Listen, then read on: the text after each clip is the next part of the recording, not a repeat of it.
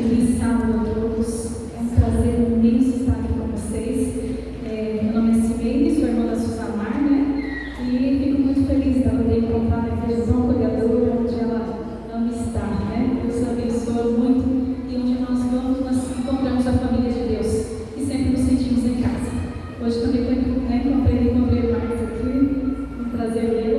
E essa música fala um pouquinho sobre as provações que a gente passa, sobre como Deus, com os seus propósitos pessoais, às vezes permite que nós passemos por algumas provações, algumas dificuldades.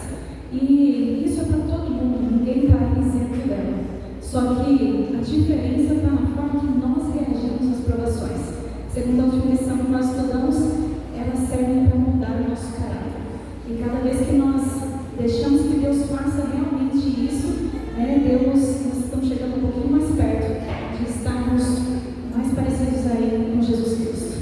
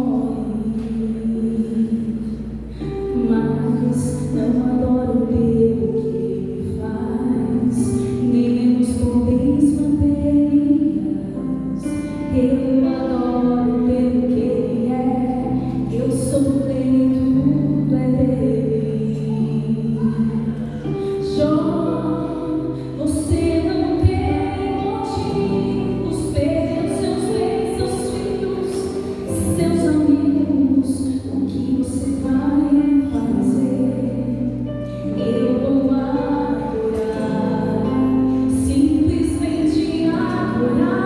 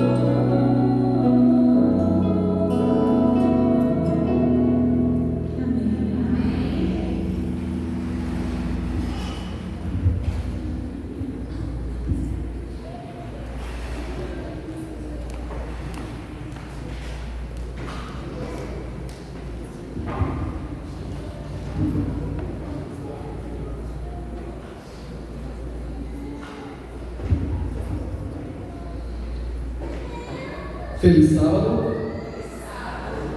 Confesso a vocês que é um prazer para mim estar aqui com vocês nessa manhã de sábado. Eu já estive aqui nessa cidade por 2 vezes. A primeira vez foi no começo de 2016. Eu ia começar a auxiliar o pastor Isaías em Lucas do Rio Verde, mas eu estive aqui por um campo interno na beira do Rio das Mortes. E mês passado estive aqui numa quarta-feira à noite. Vim de Vargem Grande aqui para pregar. Dormi na casa de uns amigos meus, do Nelson e a esposa dele, a Zeila, e o Davi está ali no fundo. São pessoas que eu conheço já há algum tempo. O esposo dela, desde a época que eu estudei no antigo Noviaê, hoje o NASP Engenheiro Coelho. A jovem que cantou, também já conheço de Vargem Grande. Um dos que estava aqui na frente cantando, não me lembro o nome, me perdoe, da cidade de Alta Floresta, Rondônia, também agora está aqui com vocês. E nessa manhã de sábado também se encontra aqui meu primo Alex, o seu filho Jorge e a dona Darcy, se não me falha a memória, se faz presente nessa manhã de sábado. Muito obrigado pela oportunidade de estar aqui com vocês nessa manhã de dividir a palavra de Deus. O tema hoje é Pensando no Céu. Houve um momento na minha vida, a minha mãe chegou até mim e disse: filho, você não tem vontade de um dia estar lá no céu? As palavras da minha mãe me fizeram refletir. Eu nasci na igreja adventista. Eu estudei em colégios internos como o IACS, Instituto Adventista Cruzeiro do Sul, lá na Serra Gaúcha. Estudei no antigo Noviaê, hoje no NASP Engenheiro Coelho. Estudei na UNADEC, que é a Universidade Adventista de Centro-América, em Costa Rica, na América Central. Ali fiz parte de teologia. Estudei no CAS, Colégio Adventista de Sagunto, na Espanha, onde também tem o seminário de teologia. Quando a minha mãe me fez essa pergunta: você não tem vontade de um dia de estar lá no céu, filho? Essas palavras ecoaram na minha mente. Do NASP, Engenheiro Coelho, fui para o exército. Do exército eu saí da igreja e foram longos 17 anos fora da igreja. Até então, desde o momento que eu nasci até este momento, Deus havia me livrado da morte por 7 vezes. Inclusive publiquei um livro e esses dias fiz o lançamento no Cresce, em Cuiabá, com o título Dourado de Bois para as Universidades. Quanto tempo nós estamos dentro da igreja, esses bancos dessa igreja central de Primavera Leste? Quantas pessoas que vocês conheceram e que hoje descansam no Senhor? Quantas outras pessoas que vocês também conheceram que hoje elas não fazem parte mais das fileiras destes bancos dessa igreja? A arma mais poderosa que nós temos hoje é a oração. A oração de uma pessoa justa pode muito em sua eficácia. A oração de uma mãe nunca cessa enquanto ela estiver viva. Enquanto o coração de uma mãe estiver pulsando, ela segue orando pelos seus filhos, assim como a minha mãe. A gente vai envelhecendo, e quando Deus nos dá a oportunidade de ter os nossos pais por perto, os pais continuam orando. Meu pai, dezembro agora, fará 5 anos que descansou no Senhor, mas ainda tenho a minha mãe. Foram 17 anos fora da igreja. Eu havia deixado de lado aquilo que nós, adventistas do 7º dia, e que a Bíblia nos ensina, que chamamos de princípios e valores. Algumas pessoas até hoje não aceitam de eu ter vivido no mundo e voltado e me tornado um pastor. Hoje eu não sou um pastor distrital, porque quando eu dei ouvido à voz de Deus, assim como Jonas, ao invés de ir para Nínive, ele foi para Tarsis. Ele tinha quase 1000 quilômetros para percorrer, mas ele quis se esconder de Deus e percorreu quase 4.000 quilômetros. Hoje, nessa cidade, em um dos bancos do Brasil, do centro, o gerente geral dali se chama Moacir Miservesky. Conheci quando eu tinha 14 anos e quando eu estudava lá no IACS, na Serra Gaúcha. Eu chamo ele de Gaúcho. Fiquei 2 anos no colégio, com 14 anos eu levantava 15 para as 3 para tirar leite lá no IACS, na Serra Gaúcha. Então, estavam levando pessoas em toda a parte do Brasil para o antigo Nogueira, hoje o IACS, engenheiro Coelho, e o Moacir Miservesky que foi para lá. Voltei para o sul do Paraná, mas no mesmo ano a minha mãe não se contentou. Aí ele insistiu, enviou uma carta para o antigo Nogueira para lá e lá eu encontrei o Moacir Miservesky novamente. Hoje o Moacir está nessa cidade. A última vez que eu havia visto foi em 1992. Mês passado estive aqui, dei um abraço dele no banco. Quantas outras pessoas que já descansaram do Senhor? A minha mãe sempre dizia: filho, você tem que estudar, você tem que fazer uma faculdade. E no sul do Paraná, onde eu morava, da minha casa até a escola mais próxima do sítio, era 10,5 km para ir e 10,5 para voltar. Por isso, com 14 anos, me mandou para um outro lugar frio no sul do Brasil. E o tempo passou e eu não queria mais saber de estudar. Hoje, dezembro, termino minha 7ª faculdade. Sou corretor de imóveis, sou perito imobiliário. Abri minha própria imobiliária em Várzea Grande. A minha casa bem próxima da central de Várzea Grande. Se algum dia alguém for para lá e precisar de um lugar para descansar, a minha casa é bem próxima, 200 metros da central de Várzea Grande. Vai ser um prazer recebê-los, não por muitos dias, 1, 2 dias, 3 dias, no máximo, né?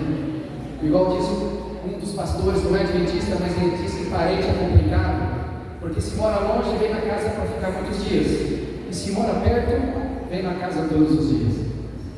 Mas enfim, e o tema de hoje é pensando no céu. Eu imagino que alguém de vocês, em algum momento da vida de vocês, fora dos holofotes, das luzes, das cidades, do sítio, um dia olhou para o céu e percebeu que o céu estava tão estrelado, havia tantas estrelas no céu que parecia não haver espaço entre uma estrela e outra.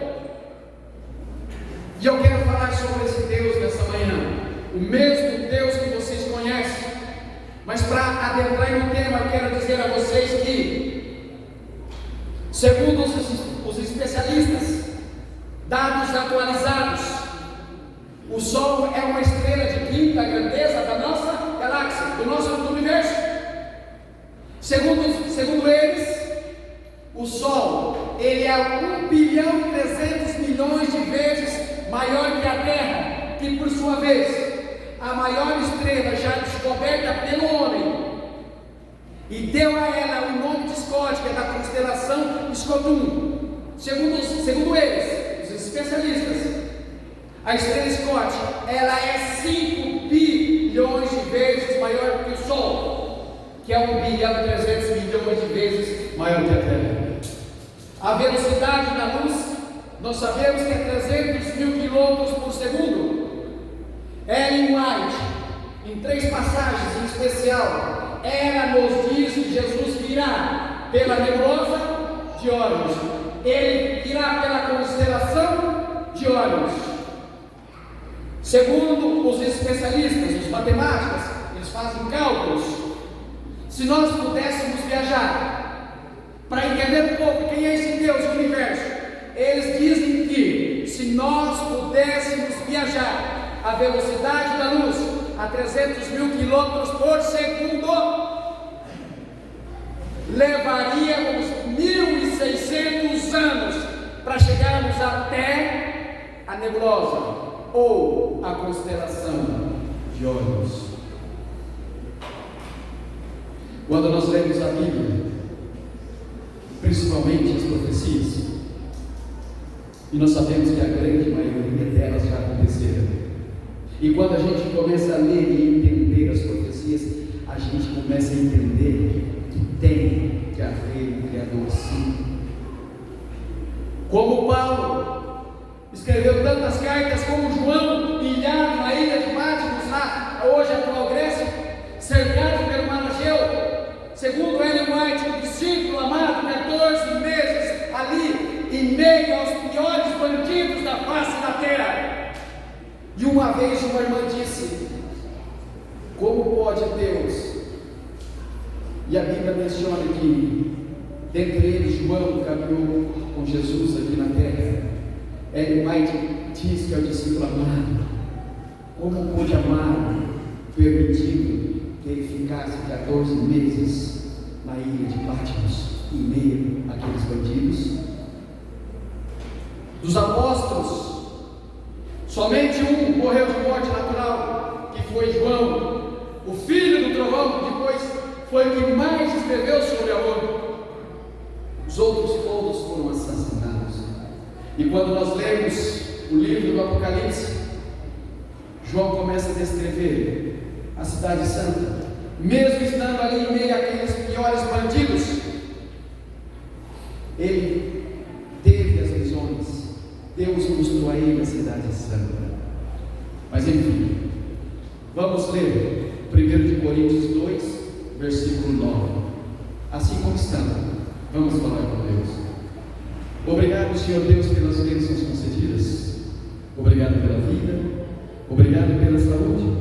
Obrigado por permitir que nesta manhã de sábado, Senhor, eu pudesse estar aqui na Igreja Central de Primavera do Leste e juntos estudarmos e aprender um pouco mais sobre o Teu amor e sobre as Tuas profecias. Capacite-nos, Senhor, para que nós possamos ler, entender e compreender.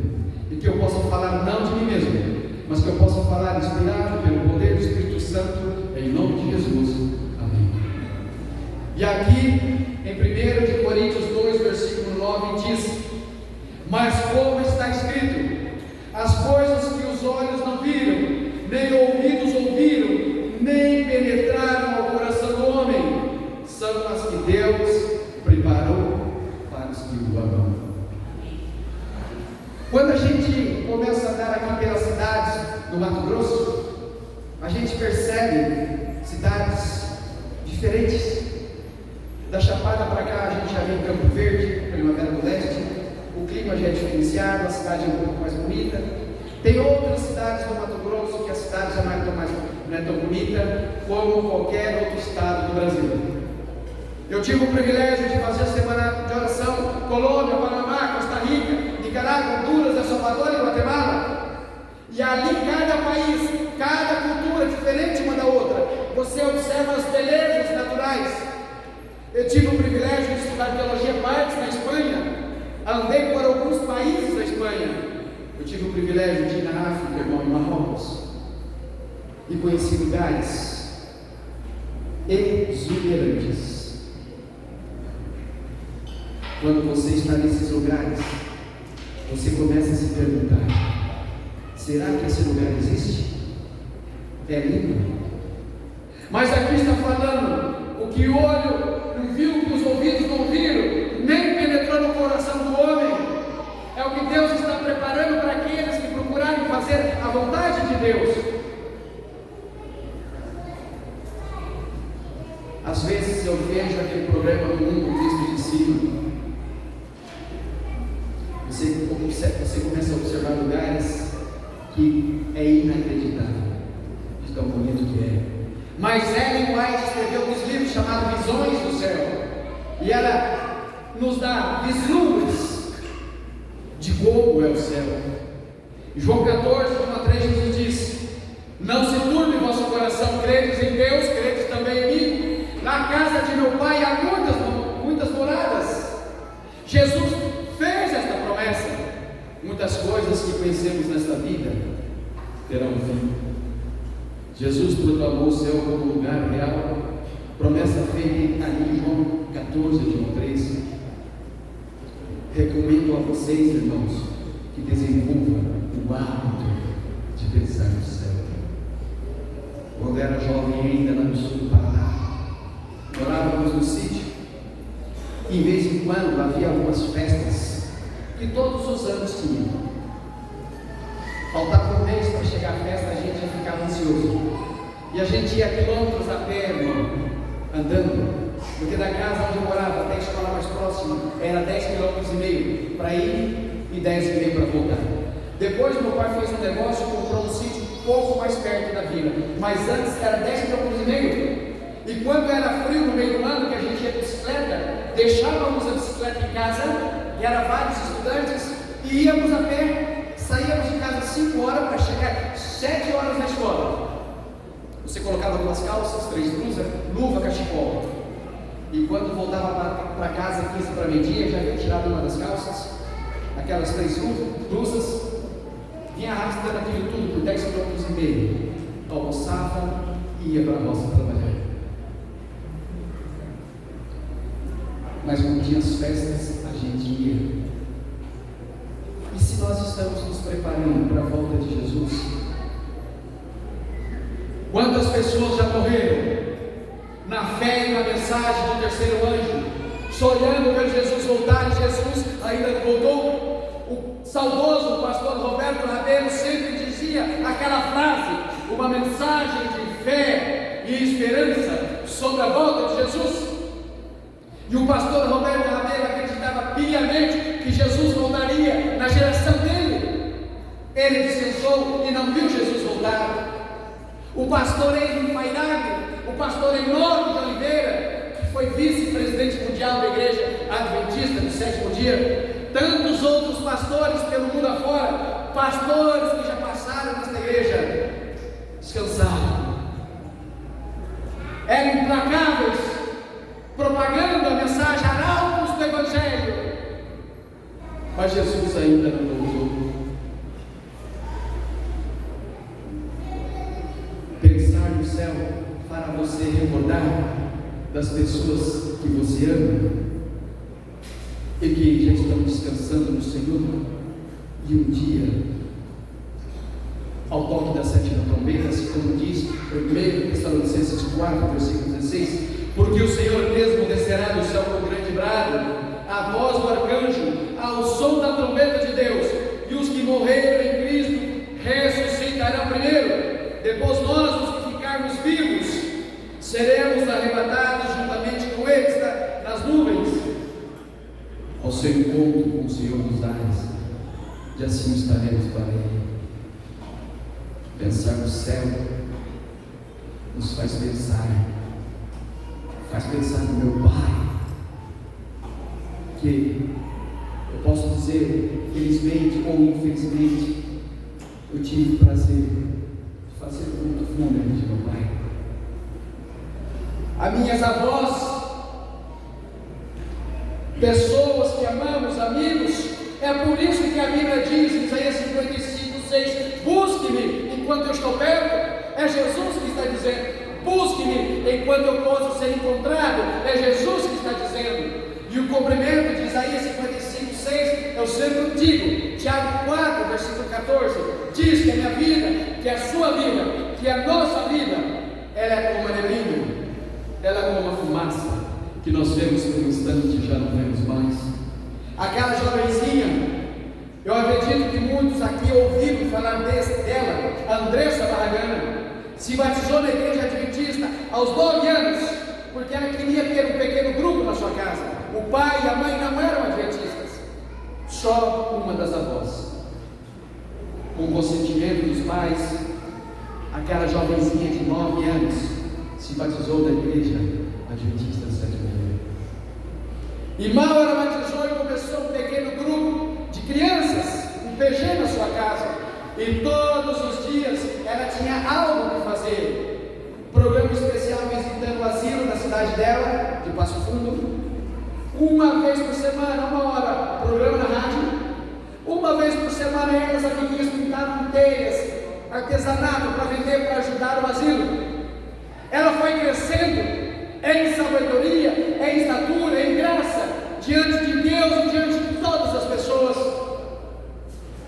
num sábado pela manhã, aos 14 anos de idade, Andressa estava se deslocando para uma igreja onde ela seria a oradora naquela manhã de sábado, como eu estou aqui hoje.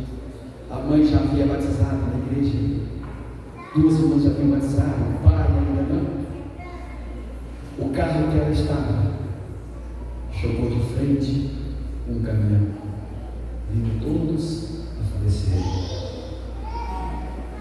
A pergunta que fica na nossa mente às vezes é: por que é que a Bíblia diz que o anjo de Deus acampa ao redor daqueles que os temem e os defende?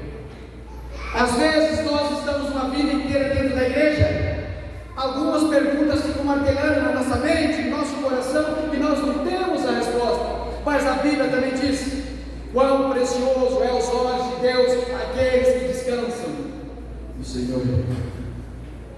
Quantas outras pessoas que eu conheço, líderes de igreja, hoje eles não passam nem na frente da igreja.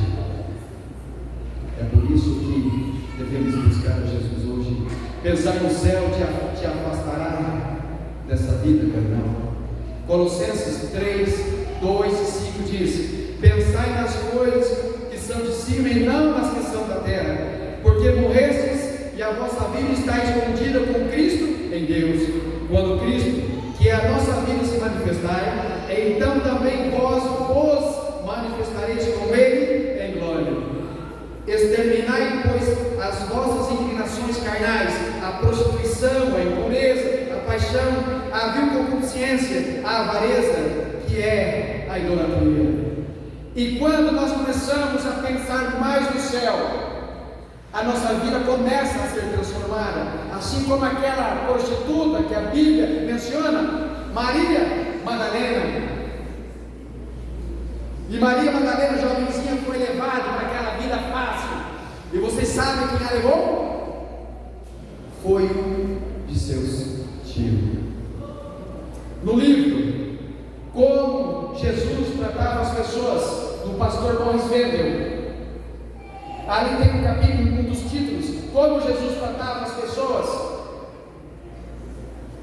como Jesus tratava os caídos. E o pastor Morris Wendel, ele cita que o seu tio levou a sobrinha, quando jovenzinha ainda, à prostituição. Ela ficou tão mal falada na cidade que foi para uma cidade distante chamada Magdala, por isso Maria Madalena. Mas ela ouvia falar de Jesus, um suposto Jesus que pregava, que encantava, que curava, que até mesmo ressuscitava. Mas houve um dia especial, não que ela quisesse, mas ela teve um encontro pessoal com Jesus. A Bíblia menciona que Jesus estava diante de um templo, de uma sinagoga, em uma praça pregando. Jesus sempre era cercado por pessoas. Naquele momento eles percebem que uma turba, a Bíblia chama turba enfurecida, um grupo grande de pessoas, escribas, fariseus, doutores da lei, traziam aquela mulher, arrastavam aquela mulher pelo cabelo e atiraram ali aos pés de Jesus. Eles apontaram o dedo para Jesus e disseram: a lei de Moisés diz que tal pessoa deve ser apedrejada, e vós, o que diz? Eles estavam ali para tentar a Jesus, para encontrar um erro, algo em Jesus, para que pudesse apedrejá-lo, matar.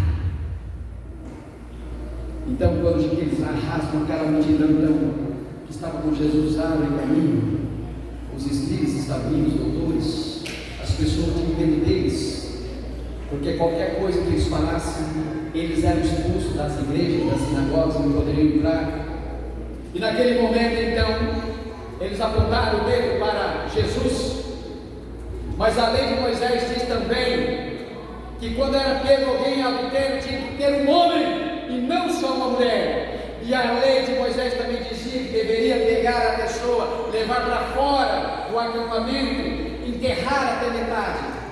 E a primeira pessoa que havia pegado em adultério deveria atirar a primeira pedra. Ali naquele momento, então, Jesus olha para Maria Madalena e ela nem sequer se atreve a olhar para Jesus. Jesus olhando diante de todas aquelas pessoas, as pessoas atônitas, esperando algo que Jesus pudesse dizer. Jesus, a Bíblia diz que bate calmamente e abaixa e começa a escrever os pecados de cada uma daquelas pessoas que estava acusando aquela mulher. A Bíblia menciona que as pedras começam a cair ao solo, as pessoas começam a se afastar. Então naquele momento Jesus pede para ela: olhe para mim, filho. Eu fico imaginando Jesus com amor, com carinho. Olhe para mim. E Jesus pergunta: cadê as pessoas que te condenavam? Jesus diz: tampouco eu te condeno. Vai e não peques mais. É o que nós precisamos. Pensar no céu e suas recompensas moldará suas prioridades. Mateus 19, versículo 21, Jesus disse: se queres ser perfeito, vai, vende tudo que tens, dá aos pobres e terá um tesouro no reino do céu. Pensar no céu, pensar nas belezas do céu nos dá algo para esperar ansiosamente. Apocalipse 22, 1, 2 e 5 nos diz: ele mostrou-me o rio da água da vida, claro como cristal, procedia do trono de Deus e do Cordeiro, no meio da sua praça, e de ambos os lados, de lado do rio, estava a árvore da vida, que produz 12 frutos, dando o seu fruto de mês em mês. E as folhas daquela árvore eram para a cura das nações.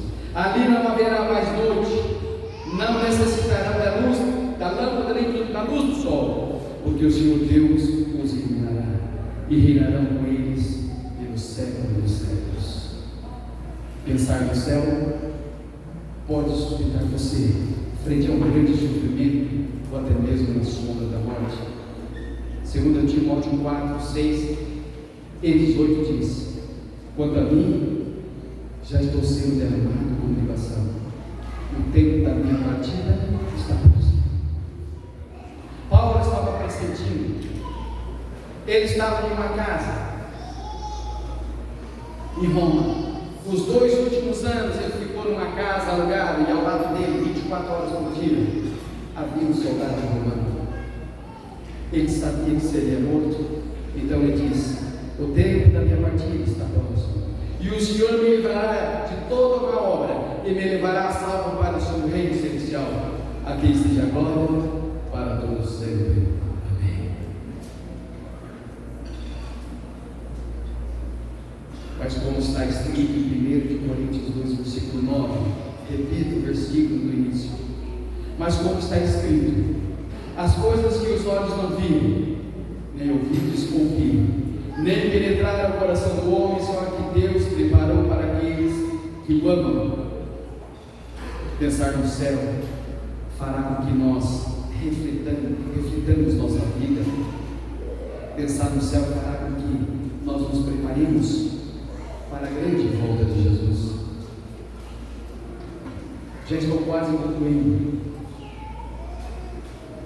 Ellen G. White, aos 17 anos de idade, foi convidada para um pequeno grupo na casa de uma das suas amigas. Ela ainda era solteira, fraca, com pneumonia dupla nos pulmões, escarrando sangue, um pouco tuberculosa. Ela estava desenganando aqueles médicos. Então ela vai se arrastando para a casa daquelas amigas.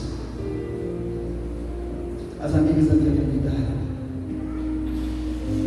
para um grupo de oração.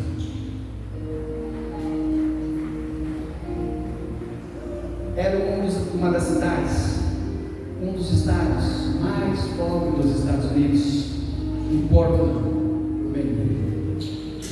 E quando ela estava orando junto ao altar da família, ela descreve o evento dizendo: enquanto eu estava orando junto ao altar da família, o Espírito Santo me sobreveio. Primeiros escritos, página 14. e pareceu-me estar subindo mais e mais alto. O chamado se manifestou pela oração do Espírito Santo. Ellen White nunca mais introduziu esta frase: o poder de Deus ou o Espírito Santo de Deus sobre ele, sobre mim. Nas demais escrituras, nos demais livros, ela sempre dizia: foi me mostrar. Ellen White estava ali. Então, nesta primeira visão, que nós podemos dividir em duas partes, em duas etapas, em dezembro, aproximadamente, possivelmente na segunda quinzena de dezembro de 1844, ela teve essa visão, das quais nós podemos dividir em três partes: da terra à cidade santa, a chegada na cidade santa, da cidade santa à nova terra. Não sei se vocês perceberam, quando vocês leram este livro, Deus mostra a ela nessa primeira visão o plano da redenção. Então, quando ela estava no altar da família, que ela diz: o Espírito de Deus, o poder de Deus sobreveio sobre mim, ela percebe que vai subindo cada vez mais alto. Ela chega no céu, e quando ela chega no céu, ela começa a observar as coisas que estavam lá. E lá no céu ela percebeu que os irmãos Stock, que havia falecido pouco antes de 1844, estariam lá. Não estavam, estariam lá. E na terceira parte dessa visão, Deus traz ela para a nova terra, a nova Jerusalém. Deus virá agora e nos levará para os céus, e nós vamos encontrar com Ele nos ares. 1 Tessalonicenses 4, 15, 16 em diante. Mas depois do milênio, Zacarias 14, versículo 4, todo o capítulo se desenvolver, é muito interessante. Zacarias 14, versículo 4 fala que depois do milênio, e Ellen White, o grande conflito cumprimenta, haverá um espaço, um lugar especial no Monte das Oliveiras, já vai estar preparado. Deus vai colocar ali um pé, e o Monte das Oliveiras vai se tornar uma imensa planície. Dali, Jesus governará todo o universo. E quando ela chega ali, na terceira parte dessa visão, ela observa uma mesa quilométrica, era infinita. Ela observa ali, irmã, fruto de todos os tipos. Ela estava encantada com aquela visão. Ela viu frutos. Ela quis pegar o fruto para comer. Ela menciona que Jesus disse: não, filha, ainda não, espere um pouco. Eu preciso que você volte. Eu preciso que você descreva tudo que você viu. Eu preciso que você se prepare, minha filha. Se você se preparar, um dia você poderá comer desse fruto. Ela começou muito jovem no seu ministério, fraca, raquítica, desenganada pelo médico, pneumonia dupla, escarrava sangue, e Deus tornou Ellen White uma mulher poderosa. Fora a Bíblia, os livros de Ellen White são os livros mais vendidos, mais traduzidos no planeta. Amém? Mas Ellen White teve uma luta ao longo da sua vida. Ela perdeu 2 filhos muito cedo, um recém-nascido, o do meio. Uma vez escrevi uma carta e a mãe estava do outro lado do Atlântico, e na carta dizia: mamãe, eu não tenho inclinação para as coisas cristãs, eu estou declinando da igreja. Ora, Ellen White já havia visto tudo, já havia escrito. Ellen White escrevia muitas cartas, e uma carta especial que ela escreve para o seu filho, e ela diz: somente você, filho, leia esta carta.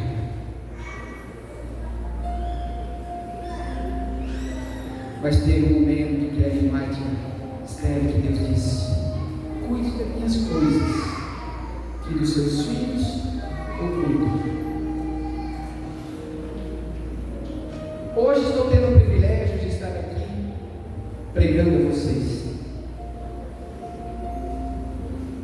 Foram lutas, foram 17 anos fora da igreja.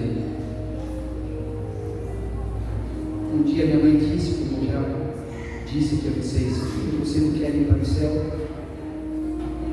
Aquele que você ama controla os seus pensamentos, consequentemente, suas ações. Espero que você pense no céu diariamente. Isso levantará seu olhar e levará todo o foco da sua vida. Enquanto a irmã prepara o hino final para vir cantar, eu faço um apelo a vocês nessa manhã. Não somente por vocês, por familiares, amigos. Continue orando por todos aqueles que estão fora da igreja. Continue orando pelo pastor, pela família pastoral. E faço uma pergunta a vocês: quantos de vocês aqui, ao longo da vida de vocês como adventista, foi até a casa do seu pastor, que simplesmente parecia pastor? Hoje nós estamos aqui para orar pelo Senhor, porque o pastor, além de pastor, ele é amigo, ele é companheiro, ele é pai, ele é esposo, ele é psicólogo, ele é administrador, ele é inúmeras coisas. A família pastoral, os membros, os líderes da igreja, precisam muito das suas orações. E você precisa continuar orando. Como disse o pastor Bechado, o mais importante hoje não é o volta de Jesus, é como está a sua vida. Se Jesus voltasse hoje, amanhã poderá ser tarde. Quando ela vai cantando, quero que você medite na letra do hino dela. E quando você se sentir à vontade, você pode se levantar e no final estar ali.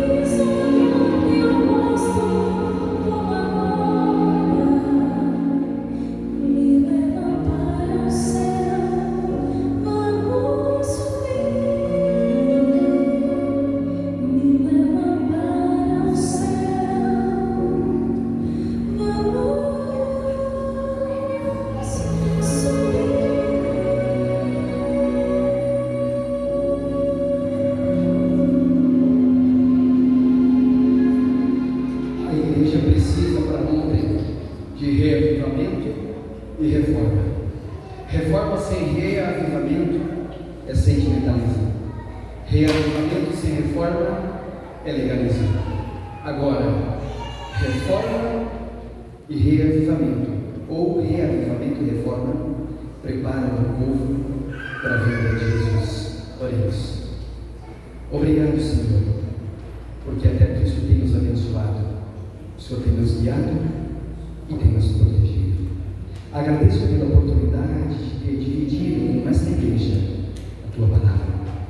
Agradeço pela oportunidade concedida a mim de conhecer novas pessoas, daqui da frente olhando para cada rostinho, pessoas que sabemos que fazem parte da grande família esta que um dia olhará para o céu e dizer: esse é o Deus das quais nos aguardávamos. Peço humildemente uma bênção especial aos líderes desta igreja e cada membro desta igreja. Esteja com eles agora, a segunda parte desta